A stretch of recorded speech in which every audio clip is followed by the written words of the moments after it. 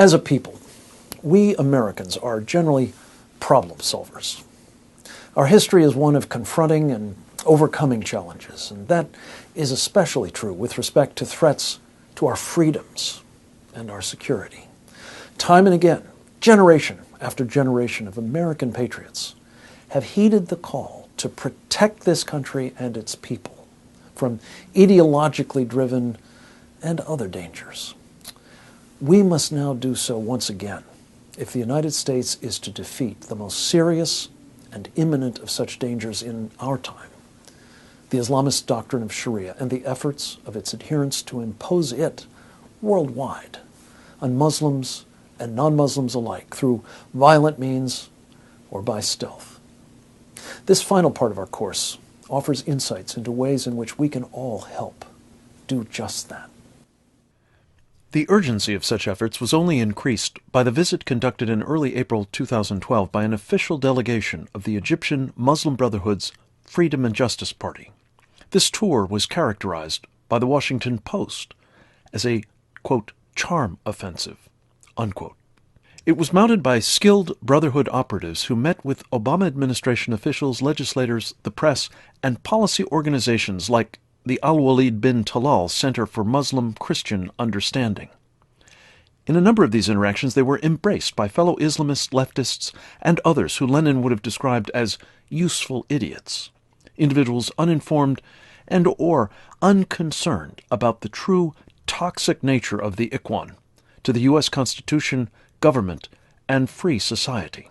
A discordant note in the midst of this charm offensive roadshow was the announcement by a top Egyptian brother, Khairat el-Shatar, that he would run for president as the candidate of the Muslim Brotherhood's Freedom and Justice Party.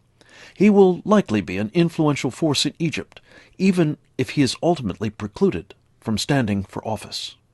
The accelerating progress of the Muslim Brotherhood in making inroads here, even as it consolidates power in Egypt and promotes elsewhere what el-Shatar calls the Islamic Renaissance or Nada project, demands an urgent and effective American effort to protect the true freedom and justice of the kind enshrined in our Constitution. فهذه الثورة التي حدثت في مصر وتحدث في الدول المحيطة بنا الآن مما لا شك فيه تمثل لحظة تاريخية، تمثل مرحلة كبيرة أو مرحلة جديدة، تمثل تحول تاريخي كبير لابد ان احنا نستفيد منه كإخوان وتستفيد منه الأمة بأسرها إن شاء الله تعالى. تعلمون جميعا أن مهمتنا الأساسية والإجمالية كإخوان المسلمين هي التمكين لدين الله عز وجل في الأرض، هي تنظيم حياتنا وحياة الناس على أساس الإسلام، هي بناء نهضة الأمة وحضارتها على أساس الإسلام، هي تعبيد الناس لله في الأرض. كل هذه مترادفات بتؤدي نفس المعنى. تعالي في كل مكان يعملون على إعادة الإسلام بمفهومه الشامل إلى حياة الناس، وآمنوا أن هذا لا يتأتى إلا من خلال الجماعة القوية. فإذا المهمة واضحة، إعادة الإسلام بمفهومه الشامل لحياة الناس، تعبيد الناس لله، إقامة دين الله، أسلمة الحياة، التمكين لدين الله، بناء نهضة الأمة على أساس الإسلام. إذا الجماعة أداة وليست هدف بعيد المدى، ولكنها أداة أو وسيلة لأسلمة الحياة ككل، لإقامة الدين زي ما قال سيدنا عمر. وبالتالي ده جزء من الثوابت اللي احنا مؤمنين بيه كإخوان. الأداة الرئيسية لتنفيذ هذا المشروع هي الجماعة وليست الحزب، وليست أي وسيلة أخرى أو أداة أخرى، ولكن الجماعة. لأنه اللي بيدرس فقه إقامة الدين كما أسسه وأصله سيدنا محمد عليه الصلاة والسلام. If we are to counter such a threat, Americans who cherish our liberties must now act at three levels. First, through individual initiatives. Second, together with other like-minded individuals in a coherent, organized effort. And third, through measures we must take as a nation. Let's consider examples of the sorts of things that can and must be done at each of these levels. The most immediate way in which each of us can make a difference is by taking personal responsibility for countering Sharia. To be sure, doing so takes courage and a willingness to run afoul not only of the Islamists, but of their apologists and enablers among non-Muslim Americans. Given the stakes, however, not just for us, but for our children and grandchildren, we must all do our part. Here are some specific practical steps that individuals can and need to take. The obvious but crucial first step is to ensure that you are informed. Here's a scary thought. Just by taking this course, you've already become more knowledgeable than most U.S. government officials and legislators about the threat posed by Sharia and the jihad it impels, of both the violent and stealthy kinds. And by taking this course, you join the thousands of Americans who have started to educate themselves about Sharia. You've learned, for example, that Sharia is a totalitarian and supremacist doctrine, a program its adherents believe must control all aspects of life, from the personal pietistic practice of Islam to global governance, of not only Muslims but non-Muslims as well. You've also heard that millions and millions of Muslims around the world, including most in this country, do not practice Islam in accordance with Sharia. That's the good news. The bad news is that, as we've discussed, those Muslims are under great and growing pressure to conform to Sharia's dictates and to join Islamists who seek to impose that doctrine on everyone else. And you've learned how we can either help such Muslims resist and overcome that pressure, or, alternatively, do things that will encourage many of them to succumb to it. You've also become knowledgeable about the nature and supremacist purposes of the preeminent international organization of such Islamists, the Muslim Brotherhood. You've learned that from its inception, the Brotherhood has been a disciplined, organized, and ruthless group rooted in the Salafist traditions of Sharia-adherent Islam. And you've seen how the Muslim Brothers have sought, throughout their organization's history, to advance two goals. First, to promote and secure the triumph of Sharia around the world, and second, to reconstitute the Caliphate, to rule the planet in accordance with Sharia. Finally, you've studied in considerable detail the Muslim Brotherhood's pursuit of these twin goals through civilization jihad in America, so as to destroy Western civilization from within by our hands and the hands of Sharia's adherents. The website for this course offers a wealth of resources that can further equip you to do your part to counter the Islamists and their friends' civilization jihad, including an accessible, authoritative rendering of Sharia called Reliance of the Traveler. Check them all out at MuslimBrotherhoodinAmerica.com. Secondly, your effectiveness in countering Sharia will be greatly enhanced if you're not only knowledgeable about it, but trained in how best to address this threat to our country. We've seen how much effort the Islamists are making to deny our government effective training about such threats. It's therefore all the more important that we as individual citizens get the kinds of training in recognizing and countering civilization jihad that the Obama administration is currently putting off limits to those charged with protecting us at home and abroad. This training is particularly required if we are to contend with Muslim brothers who have been rigorously prepared to wage stealthy jihad against us and our country. We're up against skilled professionals like Tariq Ramadan, Brotherhood founder Hassan al-Banna's grandson, and his counterparts at the Ikhwan's fronts like CARE, ISNA, MPAC, ICNA, and IIIT. They know precisely how important it is to keep us witless, and will use every trick available to them, from taqiyya about their agendas to slandering those of us who oppose them, to threats of violence, at least by others, if we persist. If you're going to go up against the Islamists, you have to know not only the truth about Sharia, but how to parry efforts by them to suppress that truth in order to bring it here. You'll also find some tips about how to go about getting trained at www.muslimbrotherhoodinamerica.com. As you become versed in recognizing the stealthy jihad against our country and skilled in countering its operatives, you'll want to develop a support network to sustain you in your own efforts and to build capacity in waging the counter-jihad. The obvious place to start is with people closest to you, relatives, folks in your neighborhood, and those you work with. The more in command of the facts you are, the easier it will be to engage such people and to equip them to understand the dangers posed in and to our country by the Islamists and their friends. Your study and training will prepare you for a variety of responses. Expect that some of those you approach will dismiss your warnings or simply refuse to hear what you have to say. Let's face it, denying an unpleasant truth is much easier than confronting it, since once persuaded of a present danger to ourselves, to our loved ones, to our community, most of us will probably feel compelled to do something about it. It'll be particularly tempting for some to default to the comforting disinformation and taqiyya of the enemy, or the willful blindness of our government.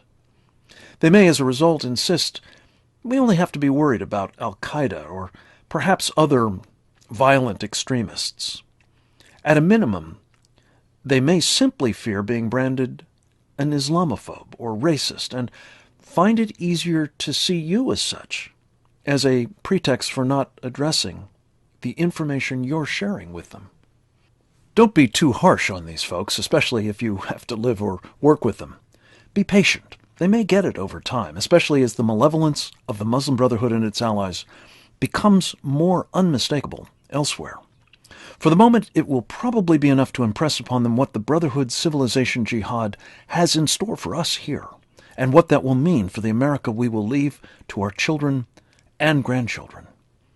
Keep networking, and you'll find others who are more open to information about the Islamist threats to our schools, courts, government, etc. It may surprise you to discover that some of those who get the threat most and who are most open to learning more about it are women. That may be because they are particularly concerned about their children and communities, or it may be because they do not like how their sex is treated under shariah. They're a natural constituency and need to be empowered by you and your support system. Another key group you need to expose to your knowledge and concerns about civilization jihad are those who represent you at every level of government.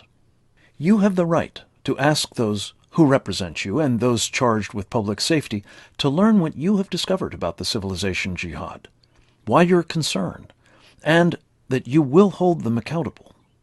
Remind them that they took an oath of office that pledged their loyalty to the Constitution and that they have a responsibility to know if there are present and emerging threats to it. Here are some basic tips for getting started. Reach out to those public servants who work for you. The more local, the better, as they will be the easiest for you to contact. Describe to them your concerns about what this form of seditious activity will mean for your community. But don't stop with your town, city, or county council. Make sure your state and federal representatives are also invited to hear what you've learned. Don't decline an invitation to talk to their staff. That's often the most effective way to bring officials up to speed. It's usually an indispensable first step to engaging their bosses. Be sure to do that too, especially at a time when a representative is seeking your vote. You have a reasonable chance of making them think about and respond to your concerns. Make a point of contacting as well officials who may or may not be in elective positions, but whose responsibilities for public safety give them a need to know what you have learned. As with your outreach efforts to fellow citizens, expect some pushback, especially from those who have partnered with Muslim Brotherhood front organizations or are following guidelines from federal agencies that have done so. Be polite, but resolute. Share with them this course, the Team B2 report, and any other resources you have found helpful at the Muslim Brotherhood in America website or elsewhere. Make an effort to amplify your voice by challenging media outlets to cover and expose the civilization jihad. Focus on the opportunities that social networking media afford to communicate what you have learned and to inform others. It's worth working the other traditional media as well, even though, as we've seen, the Society of Professional Journalists has, for over a decade, effectively encouraged its members to submit to the Islamists' information dominance.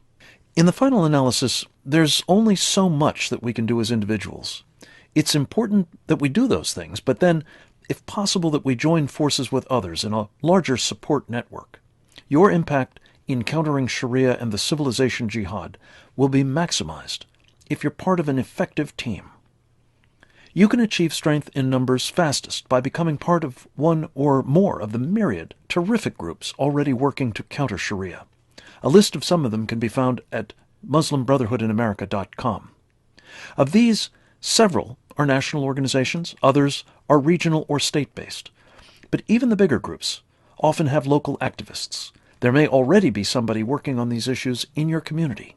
By joining them, you may be able to avoid reinventing the wheel. Learning from their experiences, good and bad, will make you more effective faster. That's not just desirable, it's imperative, given the tremendous head start our enemies have. Alternatively, if you have good organizational skills, a lot of drive, and a core team of like-minded folks, you may want to start your own effort if you see a task nobody else is doing and that needs to be done. Even in that case, please make a point of learning as much as you can from others already in the fight, so as to minimize duplication of effort and avoid common mistakes that dissipate energy urgently needed in the counter-jihad. And whenever possible, partner up with other organizations to get big things accomplished. As we've discussed, if we're to counter the organized, disciplined, and systematic civilization jihad in America, our countrymen are going to have to be every bit as serious about building infrastructure, working together, and pursuing in a strategic way a comprehensive counter-Sharia campaign to keep this country Sharia-free. Let's turn now to the sorts of counter-Sharia initiatives that such organized groups of Americans can effectively mount. One place to start in such a comprehensive campaign is by recalling the various techniques we learned about in Part 2 of this course, techniques that the civilization jihadists are using to destroy us from within, by our hands. Each of these must be countered, and groups' organized efforts can make a huge contribution to doing so effectively. As with individuals, the prerequisite of awakening much larger numbers of our countrymen and women to the danger we face is to find efficient ways to inform them and rouse them to join in mounting the needed corrective measures. It's essential that organized efforts, like those by individuals, be grounded in a mastery of the facts.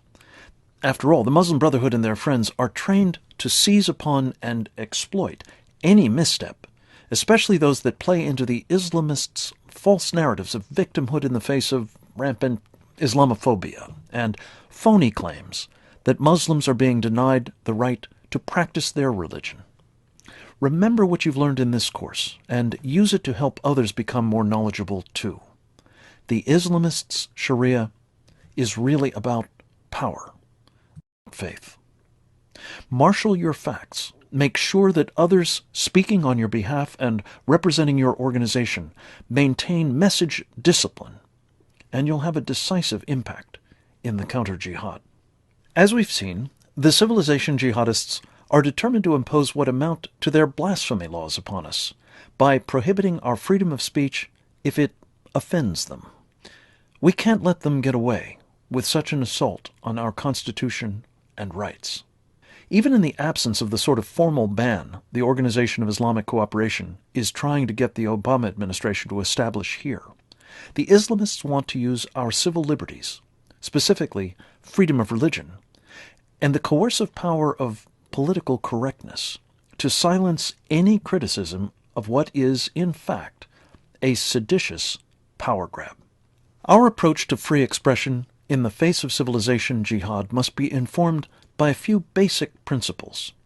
First, the reason the Muslim Brotherhood and the other Islamists seek to dictate what we can say and can't say is that they understand our submission to their blasphemy laws is a major step towards America's dhimmitude. Second, Muslims who came to America to escape Sharia, or who do not choose to adhere to its intolerant, supremacist doctrine are able to practice their faith in a tolerant, peaceable, and law-abiding way. They have the constitutional right to do so and should be afforded the same rights and treatment as Christians, Jews, and people of other faith. No more, but no less. Third, Muslims who demand preferential treatment, for example, with respect to what can be said to and about them, where and when they can practice their faith, in terms of making charitable donations in the form of zakat that violate our laws on material support for terrorism, etc., are not entitled to it. In fact, they're engaged in civilization jihad and must be resisted, not accommodated. As we discussed a moment ago, every opportunity should be seized to engage in free expression in the media, in particular the new social networking outlets. Creative messages and images, particularly ones that use humor to devastating effect, can go viral, affording a visibility that until recently only immense amounts of money could buy. While many in the traditional or mainstream media can be part of the problem, there are still some publications, editors, columnists, and television hosts who will lend a sympathetic ear to the well-researched and forcefully argued positions of groups challenging the Muslim Brotherhood. Seek them out and find ways to connect with these potential allies. Organizations that have developed a reputation for knowing their stuff and presenting it in a media-savvy way generally have a better chance of getting the ears of such influential amplifiers. Another reason for joining forces with them. Not least, do what you can, in a responsible way, to hold accountable media organizations, reporters, usually ones with the religion beater among the worst, editors, talk show hosts, and so on, for covering or giving airtime to known Muslim Brotherhood front organizations like CARE, ISNA, and MPAC, and for failing to report on their civilization jihad. Countering the stealth jihad in American education is particularly important. That's especially so since the domination of academia by the left makes it extremely susceptible to the sort of red-green collusion that we've seen operates to such insidious effect elsewhere. Resisting dawah in our schools also lends itself to team and coalition-building efforts, as parents, and most especially mothers, tend to be eager and willing to protect their children from efforts to submit them to civilization jihadist proselytization. Let's look at some of the principles that should guide such resistance. First, no faith should be given preferential treatment in American public education. Second, that equal treatment must extend to the characterization of faiths in textbooks and other materials used in teaching and testing students. Finally, teaching about Islam must address the totality of Islam, including the nature and role of shariah in the practice of their faith by some, but not all, Muslims. Christian, Jewish, and other faith communities have a special responsibility to help counter civilization jihad. After all, Muslim Brotherhood efforts to enlist leaders of other faith traditions provides political cover and helps undermine rival religious communities. This is especially true of those clerics and congregations of other faiths who have been induced to embrace Muslim Brotherhood organizations, mosques, and agendas. As we've seen, such agendas include, for example, endorsing the Ground Zero Mosque, countering the fabricated phenomenon of Islamophobia, and allowing Sharia-adherent Muslims the use and consecration to Allah of their religious facilities. The obvious and most effective counterweight to clerics' well-intentioned but uninformed and dangerous participation in the Islamists' one-way bridge building is opposition from their congregations. Every effort should, therefore, be made to educate people of faith about the civilization jihad in America, and particularly those ministered by pastors and rabbis who are enabling it. To varying degrees, though, other religious and even secular organizations can contribute to a course correction by such faith leaders if done in a respectful way and on the basis of well-documented facts. The U.S. government should not be in the business of abetting financial arrangements and institutions that promote Sharia and its insinuation into this country. If anything, It's in the national interest for the federal government and its state and local counterparts to discourage Sharia-compliant finance. Counter-jihad organizations should make a focus of their efforts opposing the use of taxpayer funds, guarantees, or other forms of official legitimation and support for Sharia financial activities. Where you find such activities afoot, publicize them and find out how your group can get them defunded or otherwise blocked. A model and important test case is a federal lawsuit against the U.S. government's ownership of AIG, which is, as we have seen, the largest purveyor of Sharia-compliant insurance products in the world. As established in the course of the lawsuit's discovery phase, over $1 billion in U.S. taxpayer funds went directly to AIG's Sharia division in the September 2008 bailout. Counter-Sharia organizations should also bring pressure to bear on private sector financial institutions to reject involvement in the enabling of what Sheikh Yusuf al-Qaradawi has called jihad with money. For more information about how Sharia-compliant finance works to legitimate and help fund civilization and even violent jihad, the sort of information you'll need to go head-to-head with a seemingly lucrative and powerful industry, see the resources at MuslimBrotherhoodInAmerica.com. Numerous organizations determined to counter the further penetration of Sharia into the United States have understood the importance of the American courts in the civilization jihad.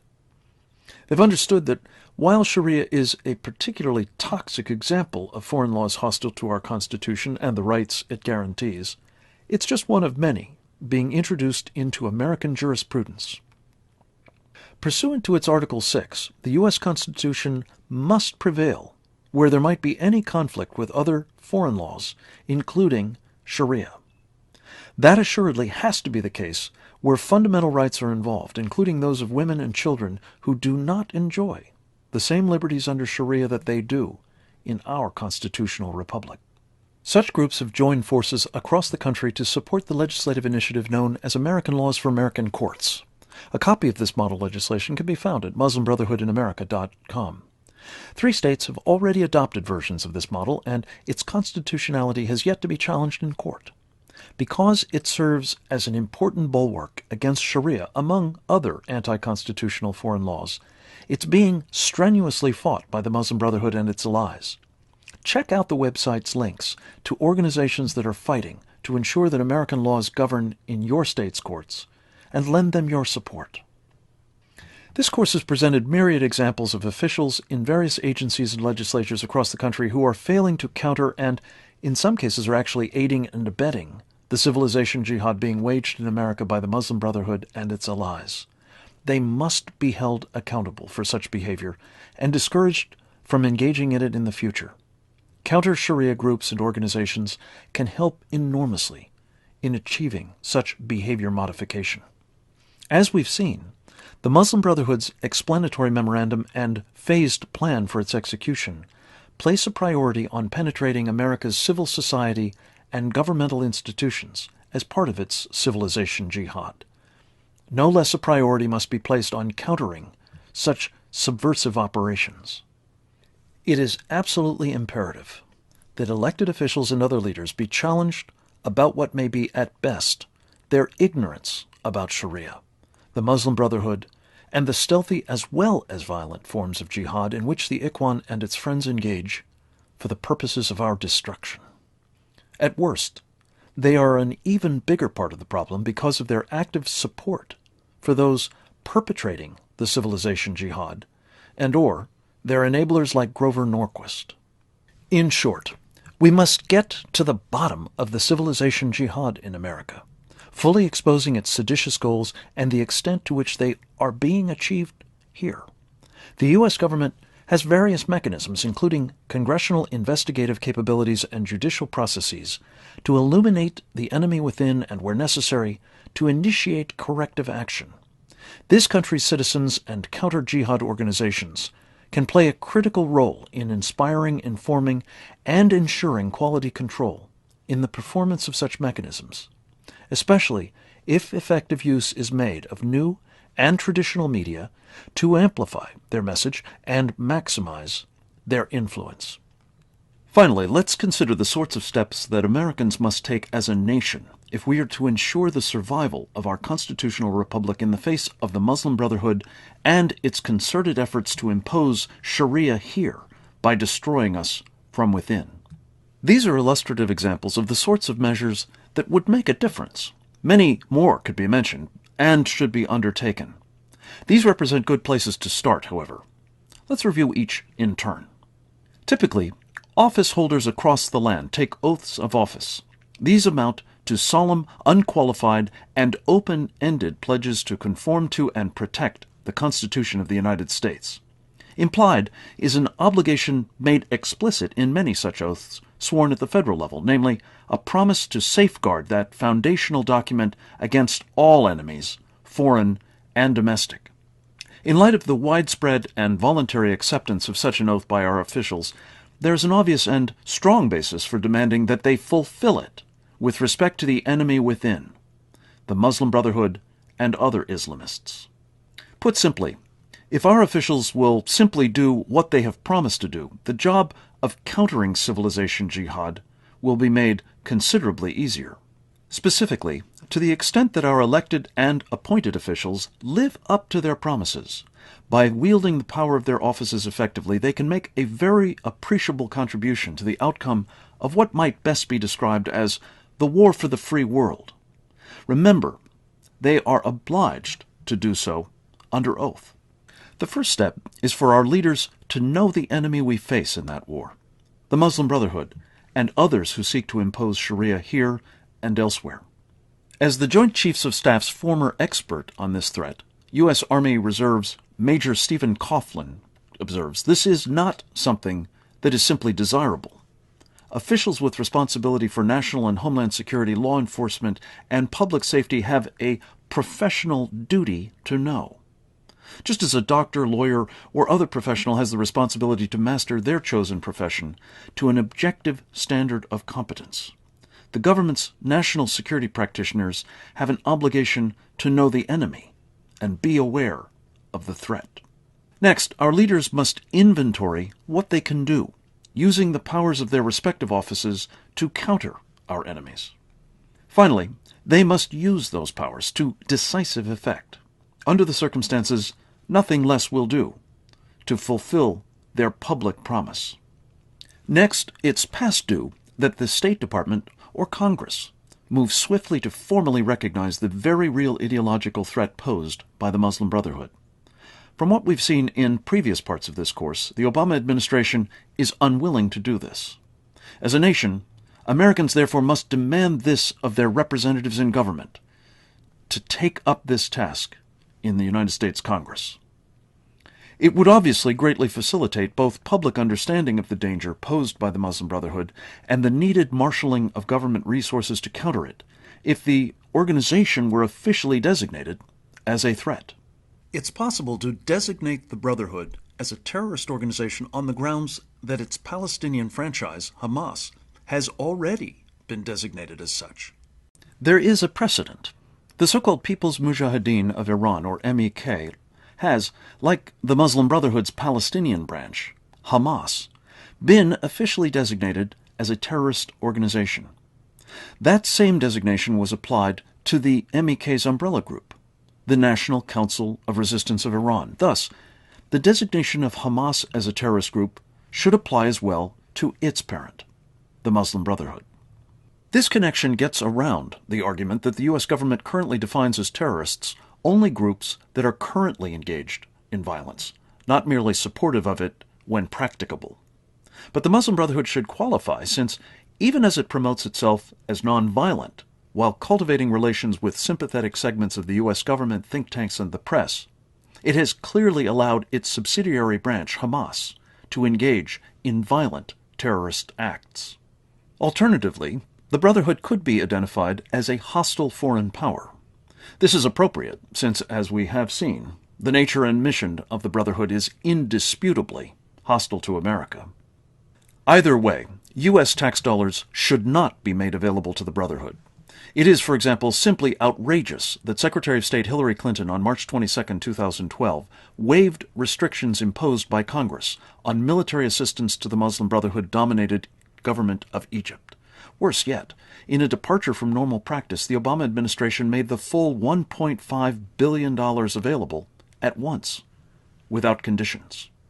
There should be another clear benefit from designating the Muslim Brotherhood as a threat. So-called Muslim community leaders associated with the Brotherhood must be deemed ineligible for official outreach or collaboration with government or law enforcement. Even in the absence of such a designation, individuals with well-documented ties to the Muslim Brotherhood, other Sharia-promoting organizations, and or Islamist agendas, for example, Niad Awad, Muzamil Siddiqui, Kifa Mustafa, Mohammed Ali Biari, Mohammed Majid, and Salam al-Mariyati, should not be used by U.S. government or other official entities as liaisons to the American Muslim community. The need to know the enemy demands, of course, that the training provided to those responsible for defending us against our foes be fact and reality-based, not governed by political correctness or, more to the point, by submission to Sharia and its adherents. We can no longer indulge in the willful blindness pressed upon the George W. Bush 2000 campaign and administration by Grover Norquist and his Islamist cohort, or tolerate the willing submission of the Obama administration to Muslim Brotherhood demands and those of its friends. Our submission to the Islamists' information dominance initiatives must urgently be reversed. To do so as a nation, we're going to have to apply certain principles and practices. First, government at every level must recognize the ground truth. We confront Sharia-impelled jihad, not just terrorism or violent extremism. The national objective from now on must be to counter both the violent and pre-violent jihadists and their efforts to destroy America, irrespective of whether they seek that end through overt, terrifying means or via stealth. To proceed from now on solely on the basis of facts, rooted in a clear-eyed assessment of the threat, we need those charged with protecting us to understand what motivates our enemies, in their own words, delivered for consumption by Muslim, not infidel audiences. These motivations, rather than on the one hand taqiyya, and on the other sociological theories that project our worldview and preoccupations onto the enemy, need to find their way into official lexicons, threat assessments, and strategies used by law enforcement, the military, and other national security professionals. At the risk of stating the obvious, trainers charged with equipping those responsible for defending us from all enemies, foreign and domestic, need to reflect this understanding of the threat, as must their training materials. Similarly, Muslim brothers and other enemy operatives should have no part in the preparation or approval of either the trainers or training materials used to equip Americans to counter such foes. There are a number of areas where federal legislators could help erect barriers to the insinuation of Sharia and its adherents into this country. This is a list of a few illustrative examples. It's worth spending a minute on each of these initiatives. Quite sensibly, the U.S. government has seen fit to deny government jobs and military service to those who seek the destruction of the nation. Once the Muslim Brotherhood has been designated a threat, much as the Communist Party was, this would necessitate individuals and groups associated with it from being barred from official contact with the U.S. government. Obviously, it would also preclude its members from serving in government office or in the military. For example, according to guidelines developed by the Department of Defense, quote, for use by the U.S. government security community, unquote, grounds for exclusion from government employment include, quote, association or sympathy with persons or organizations that advocate, threaten, or use force or use any other illegal or unconstitutional means in an effort to overthrow or influence the government of the United States or any state or local government, unquote. Here are a few other grounds for exclusion. Quote, advocacy of any act of sedition against the United States of America or association or sympathy with those attempting to commit or who are committing sedition, unquote. Quote, association with persons or organizations attempting to commit sedition, unquote. And association with those who advocate preventing, quote, others from exercising their rights under the Constitution, unquote. These eminently sensible rules must be applied to Muslim brothers and other Islamists and deny them the opportunity to penetrate the U.S. armed forces and civilian office in the security community, or for that matter, in any other official capacity. After all, individuals with such proclivities and associations cannot be expected honestly to take on, let alone fulfill, the obligations of their oath of office. Nor will they do so, and the implications for U.S. security in the face of their civilization jihad can be potentially devastating.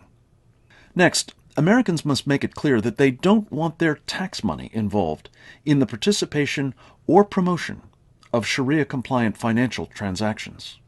The First Amendment to the U.S. Constitution's Establishment Clause has long been interpreted to prevent the federal government from giving any religion preferred status or other favored treatment. The U.S. Treasury and Federal Reserve are being sued on behalf of a Michigan veteran named Kevin Murray by Team B2 member David Yerushalmi and Robert Muse, two of our nation's most skilled litigators. Messrs. Yerushalmi and Muse co-founded in January 2012 a new public interest law firm, the American Freedom Law Center, to protect the U.S. Constitution, religious freedom, and their exponents in the face of Sharia's onslaught. Whatever the outcome of the lawsuit challenging the constitutionality of U.S. ownership of AIG, legislation is in order that would bar the U.S. government from owning or otherwise participating in financial practices that give preferential treatment to a single faith. A legislative prohibition on such preferential treatment for financial practices that at least masquerade as religious in character should be considered by Congress. That should apply most especially to a faith that, as Sharia finance authority Youssef al-Qaradawi knows well, directs, according to Sharia, a portion of the proceeds of such financial practices to be used for what amounts to material support for terrorism. It's not just unconstitutional, it is madness for the U.S. government to be facilitating in any way, let alone underwriting, an industry that its own leaders say is waging jihad with money. Another legislative initiative Americans must take on as a nation is the prevention of preferential treatment of and for Sharia practices or its adherents. As we've previously discussed, there are many examples of concessions the civilization jihadists have been wringing out of state and local governments and private sector entities. The federal government may or may not have a role in precluding such favoritism at those levels.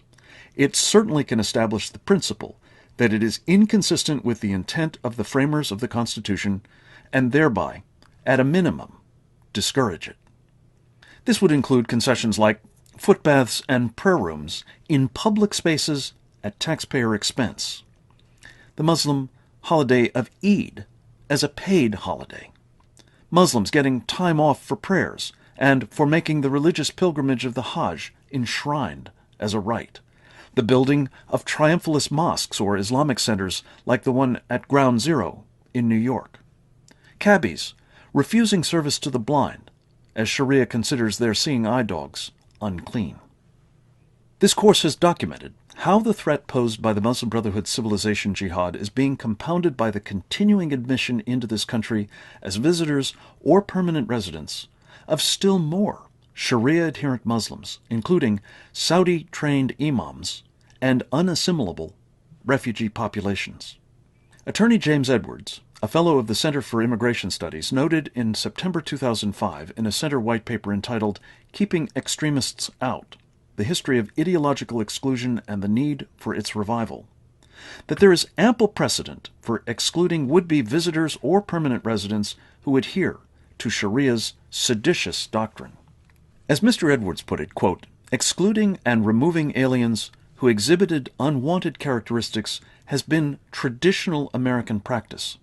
Whether by colonial, state, or federal governments, the right to exclude and deport non-citizens has been vigorously exercised in this nation. Indeed, such a right is inherent to the idea of a sovereign nation. Unquote.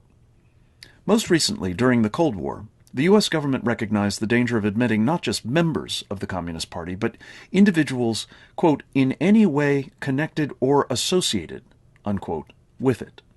It restricted their admission under a statute known as the McCarran-Walter Act of 1950.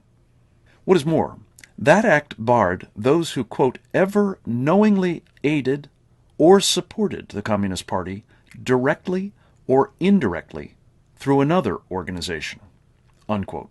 This is a critically important precedent because of the analogous situation that exists today with respect to the myriad Muslim Brotherhood front groups who have modeled their subversive penetration of our civil society institutions and government on Soviet communist tradecraft. The same logic should apply to those today who adhere to a no less seditious ideology that some have dubbed communism with a god. Notably, organizations like CARE, ISNA, MPAC, and others bear a strong resemblance to the multitude of Communist Party front groups employed by the Soviets during the Cold War, and their division of labor in undermining the United States from within. The bottom line is that we must not continue the practice of admitting, let alone inviting in, enemies of this country whose adherence to Sharia obliges them to seek our submission and destruction. As we've seen, Sharia-adherent mosques are multi-use facilities for their imams and congregants. Unfortunately, from Muhammad's time onwards, mosques have served as more than houses of worship. Here's a quote from an authoritative history of these institutions entitled Mosque in Islam. The mosque was, quote, the Parliament House, the University, the Army Headquarters, and the Prison House, all at the same time, unquote. Sharia expert Andrew Boston reminds us that one of President Obama's favorite Islamists, Turkish Prime Minister Recep Tayyip Erdogan, frequently makes use of imagery melded into what was originally a secular nationalist paean to the military.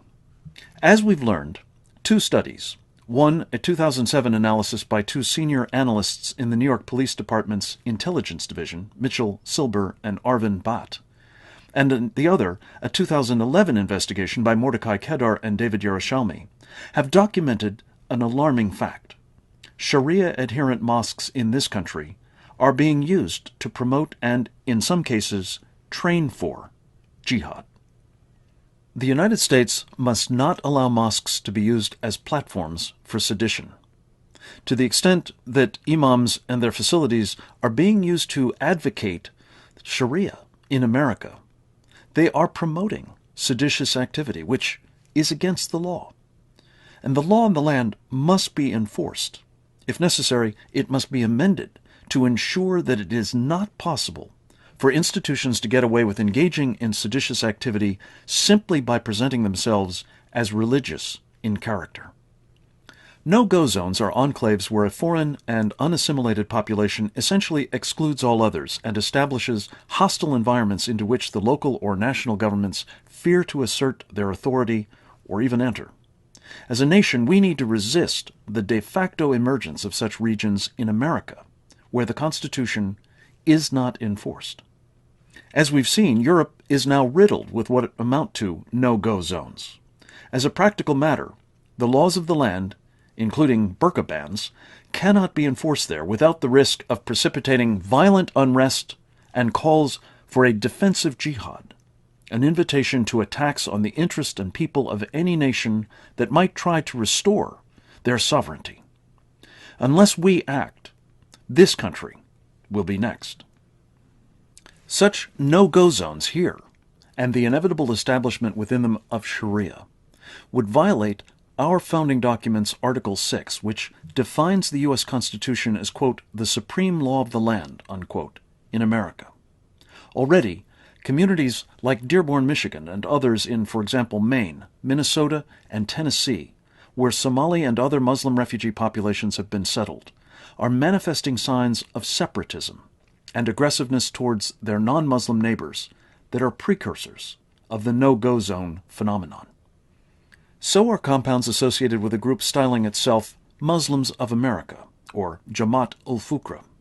The membership reportedly is predominantly made up of felons, converted to Islam in prison, perhaps by chaplains credentialed by al-Qaeda and Muslim Brotherhood operative Abdurrahman al-Amoudi. As documented in a film entitled Homegrown Jihad, Terrorist Training Camps Around the U.S., their cult-like leader is a Pakistani jihadist named Sheikh Mubarak Ali Jilani, the man Wall Street Journal reporter Daniel Pearl was en route to interview in 2002 when he was kidnapped and beheaded. In 2006, the Justice Department issued a report stating that Jamaat ul-Fukra, quote, has more than 35 suspected communes and more than 3,000 members spread across the United States, all in support of one goal, the purification of Islam through violence, unquote. Neither the Constitution nor the security of the United States can tolerate no-go zones in which Sharia, rather than the supreme law of the land, governs, thus contributing inexorably to the progress of the phased plan for our destruction from within. Federal prohibitions on such enclaves are in order, and local, state, and where appropriate, federal authorities should be responsible for enforcing fully the U.S. Constitution within Muslim and all other communities. It is imperative that we also stop President Obama's wrecking operation with respect to the national security capabilities of the United States. As we've discussed, these are among the ways in which President Obama's policies are eviscerating U.S. defense capabilities. Such measures depart dramatically from the time-tested practice Ronald Reagan called peace through strength. As has happened repeatedly in similar past circumstances of American weakness, they actually imperil peace. According to the U.S. Constitution, it is the first duty of the federal government to ensure that the nation has the means by which to protect its people against all enemies, foreign and domestic. These steps to weaken our national defense must be reversed, lest we not simply be incapable of dealing with present and emerging threats to our security and vital interests, but invite them. The American people, who will ultimately bear the price of President Obama's reckless disregard for their security, must insist upon a course correction, starting with congressional reviews of the damage being done to the common defense. As has been true throughout history, if we want peace, we must prepare for war. An investment in the rebuilding of long-neglected conventional and nuclear forces, abandoning of policies of appeasement and retreat, and re-establishing our reliability as an ally may appear costly in the short run. But the costs of failing to take such steps always prove far greater in national treasure and, more importantly, in American lives. Finally, as a nation, we must admit we are at war. Think of it as the war for the free world, since that is truly what is at stake: freedom, ours and that of our friends and allies and nations all over the world who share our commitment to it. We need strong defenses to protect us against many threats, here and abroad, but in a war like this, they will not be sufficient by themselves to defeat our enemies. We must adopt a strategy and commit our resources on what might be called an all-in basis that has proven necessary and effective in the past. Drawing on the insights of the first Team B, Ronald Reagan developed and, as president, executed an all-in strategy for defeating the last terrible totalitarian ideology we faced, Soviet communism. It focused on delegitimating the USSR, exploiting and exacerbating its many weaknesses, and neutralizing its few but important strengths. To these ends, Mr. Reagan employed with devastating effect various instruments of political and economic warfare, military measures, and intelligence techniques to bring about the demise of the Soviet Empire and the freeing of the countless millions who had been enslaved by its communist ideology. We must learn from President Reagan's experience with applying the insights of the original Team B and do the same with those of its successor, Team B2. The goal can be nothing less than a comparable victory over those who, like the communists of yesteryear, seek our destruction through the sort of strategic, steadfast, and sustained program aimed at discrediting, undermining, and prevailing over the communism with a God doctrine of Sharia. The object with respect to this doctrine must be to discredit it, undermine it, and eventually prevail over it. Without a blueprint for success and the expectation of what victory looks like in this war, America remains adrift and vulnerable. There are a number of measures that should be part of a Reagan-esque all-in strategy for defeating our time's totalitarian ideological threat. Most of this illustrative list is self-explanatory, but several items warrant a bit of explanation. Given the essential role Sharia plays in animating jihad, of both the violent and the civilization kinds, countering it must be at the heart of any successful U.S. strategy to win the war for the free world. A Reagan-style strategy would include the political equivalent of irradiating a cancer, namely the Sharia doctrine and those seeking to bring it here. In particular, we must focus on Sharia as the fault line between peaceable, tolerant Muslims who are not the problem and jihadist ones who are. Sensibly, we need to reward the former and punish the latter. Ronald Reagan worked to drive down the price of oil as a means of helping in the bankrupting of the Soviet Union. Ironically, to that end, he teamed up with the Saudis. Now, we must use the same technique to destroy the Saudi-dominated OPEC cartel that is bankrupting us and enriching the Sharia-adherent Muslims who seek to destroy the Dar al-Harb, the House of War, primarily what is known as the free world. Exploiting our own energy resources is necessary, but not sufficient. OPEC has historically responded to increases in our production of indigenous energy supplies by cutting back on their production, so as to maintain high prices. We must change the game. By utilizing methanol as a transportation fuel, it can be produced in great quantity at relatively low cost from natural gas and other feedstocks we have in abundant supply. A prestigious group of former national security officials, legislators, and industrialists have formed the U.S. Energy Security Council to endorse such an approach. Every effort must be made to operationalize their recommendations by adapting our transportation fleet and fuel infrastructure to offer consumers fuel choice. The Sharia-promoting Organization of Islamic Cooperation has become the single most powerful multinational bloc within the United Nations and around the world. That is not a positive development for this country and other freedom-loving people. We must do everything possible to expose, discredit, and delegitimate the corrupt and insidious agenda and practices of the OIC.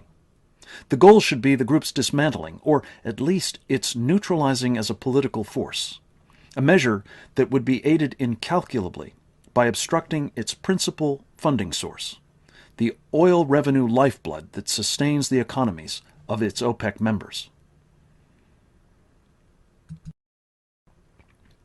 We must make a similar effort to neutralize the Muslim Brotherhood.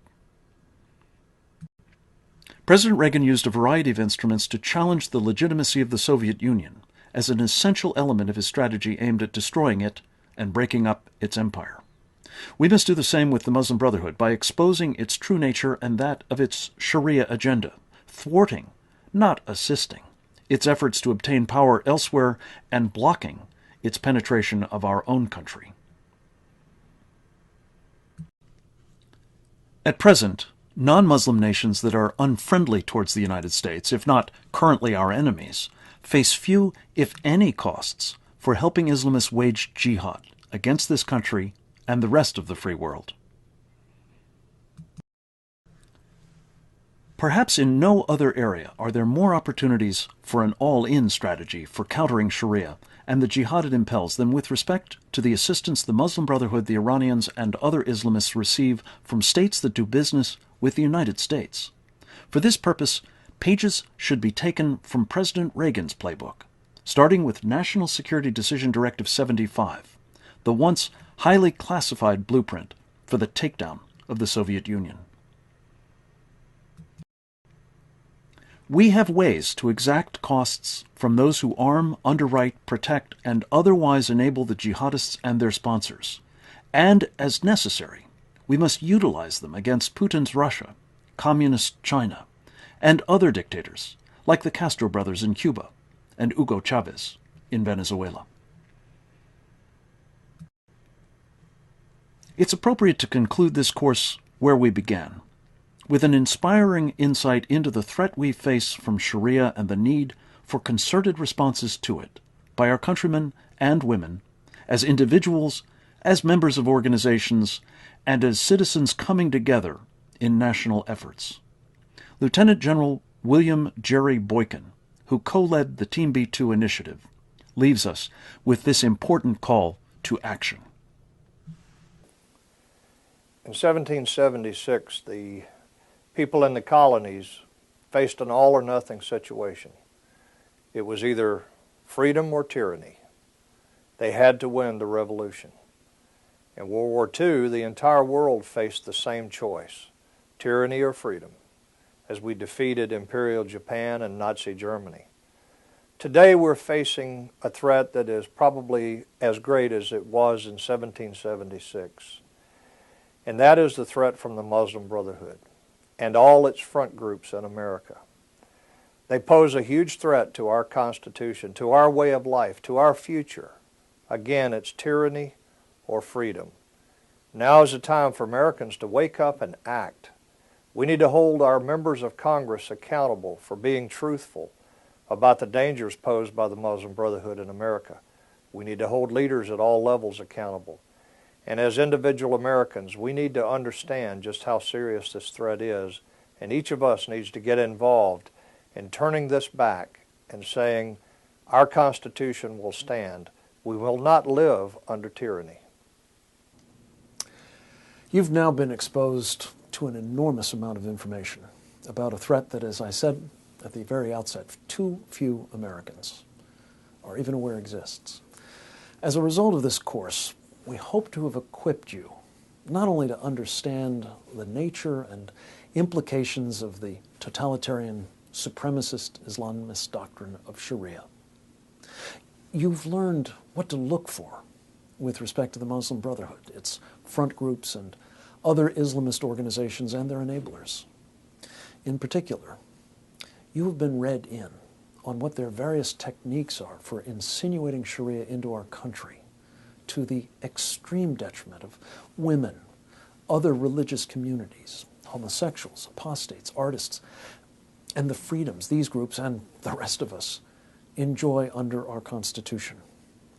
Finally, in this concluding part of the course, you've been given some concrete suggestions about how we as individuals, as members of organizations, and as citizens of this nation can help counter the threat of Sharia and the civilization jihad.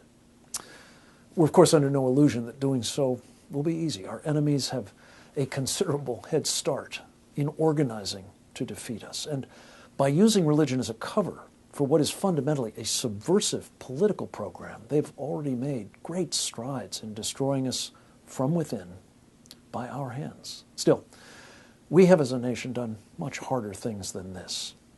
President Ronald Reagan, who fought and defeated the previous totalitarian ideology, Soviet communism, initially by exposing its penetration of his film industry and trade union movement, has shown us the way. He's also given us direction that can inspire our own efforts now, in this moment of great peril. He said, quote, "Freedom is never more than one generation away from extinction. We didn't pass it on to our children in the bloodstream. It must be fought for, protected, and handed on to them to do the same, or one day we will spend our sunset years telling our children and our children's children what it was once like in the United States, where men were free." Unquote. Thanks for listening.